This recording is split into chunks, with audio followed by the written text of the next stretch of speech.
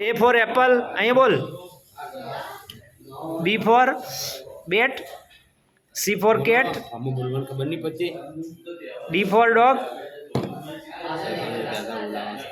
બોલો.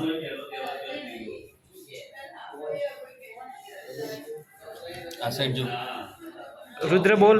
તો કાઢો.